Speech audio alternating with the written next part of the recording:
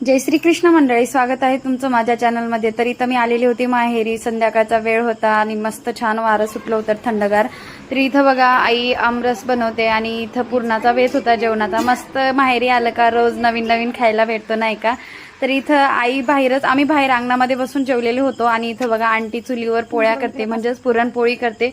चुलीवरची पोळ्याची sir कोणत्याच पोळीला येत नाही। किती मस्त बघा, इथं आंटी बसलेली होती चुलीवर पोळ्या करायला। मी सांगितलेले होतं तर मला चुलीवरची पोळी खायची, तर माझी फरमाईश इथं चालू होती। तर इथं बघा असं मस्त पुरण तयार झालेला होता आणि आंटी असा गोळा बनवून मस्त पुरणाची पोळी लाटत आहे आणि एवढा मस्त जेवण झालेलं होतं ना। आम्ही मस्त, उन्हाळा होता, मला खूप उशीर झाला हा व्हिडिओ टाकायला, एडिटिंगला वेळच भेटला नाही, त्याच्यामुळे माझ्या गॅलरीमध्ये पेंडिंग होतं। तर चला म्हटलं तुमच्यासोबत शेअर करावा हा व्हिडिओ।